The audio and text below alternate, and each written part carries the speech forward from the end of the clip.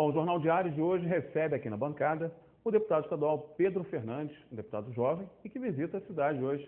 Deputado, muito obrigado pela tua participação aqui hoje. Vamos falar um pouquinho do motivo da tua visita a Teresópolis, né, que foi uma reunião com os colégios estaduais do município. Fala um pouquinho para a gente dessa reunião. É verdade, é uma preocupação muito grande que a Secretaria Estadual de Educação tem, os parlamentares também, porque das 1.400 escolas que o Estado tem, hoje só 300 têm a sua titularidade, sua documentação regularizada. E por conta disso, 1.100 escolas aproximadamente não conseguem receber os recursos federais e até recursos estaduais mesmo, por não terem essa documentação regularizada. E por conta disso, a gente está visitando algumas unidades para tentar identificar qual é o problema e de qual forma a gente pode ajudar para ter essa regularização mais rápido possível.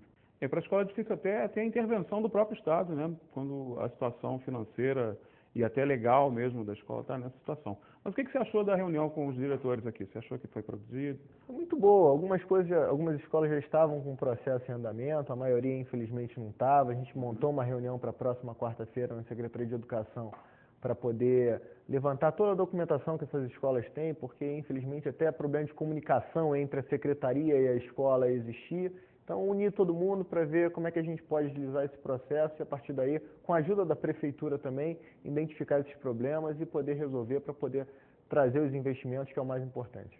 Agora, deputado, você está à frente de um projeto muito interessante da LERJ, que é o Cumpra-se, né? Que é uma das grandes dificuldades para a sociedade hoje, é a questão. Produzem-se as leis, né? Produzem-se os bons projetos, mas eles acabam não se tornando realidade. Explica para a gente como é o Cumpra-se, né? De onde partiu essa ideia?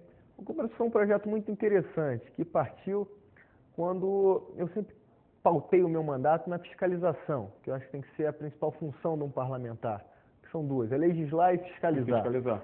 E sempre quando eu ia fiscalizar, a gente identificava uma legislação muito ultrapassada. Existem leis contraditórias, uma lei diz que pode, a outra lei diz que não pode. Eu vou dar o exemplo das farmácias, que eu sempre uso. Nós temos mais de 120 leis falando sobre farmácias. Então, o presidente da FEComércio outro dia virou para mim e falou: Pedro, para eu cumprir a legislação como um todo, eu tenho que alugar mais 3 paredes para poder pendurar todos os cartazes e dizeres que a legislação determina.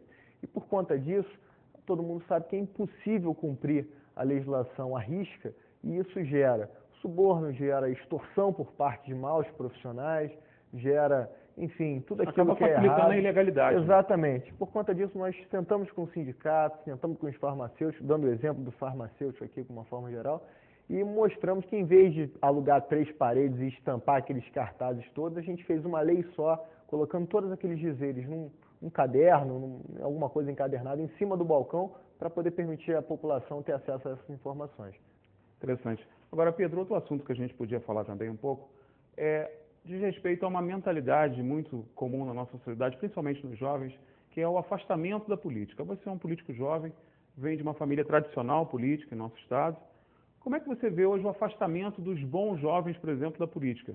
Pessoas que poderiam produzir bem no mundo político acabam se afastando por conta, né, de fatos e acontecimentos que acabam afastando esses jovens. O descrédito com a política nacional é um dos fatores importantes para contribuir com isso. Mas eu tenho uma outra visão. Eu acho que, pelo contrário, a gente está conseguindo resgatar esses jovens, atrair esses jovens para a política. E é muito importante que continue sendo feito isso, porque a renovação, na minha opinião, acho que é a única forma da gente poder melhorar a política no nosso país.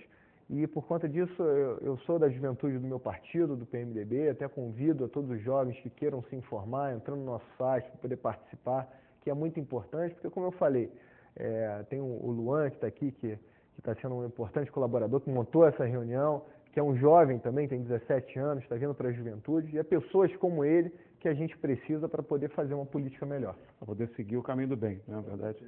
Agora vamos falar um pouquinho também dos consórcios intermunicipais, né? Você estava falando aqui com a gente em off da importância dessa união, mas também da importância da contrapartida de muitos municípios, né?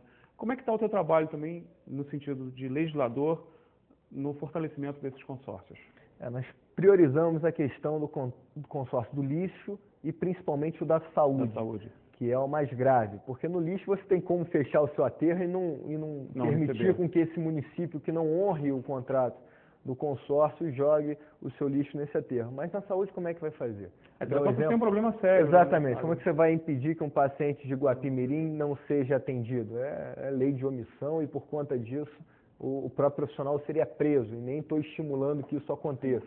Mas o que a gente quer é que esses municípios arquem com as suas responsabilidades. Se ele faz parte de um consórcio, ele tem a sua obrigação de contribuir financeiramente com esse consórcio, os municípios têm que ter uma garantia para poder receber esse recurso caso esse município não honre com as suas obrigações.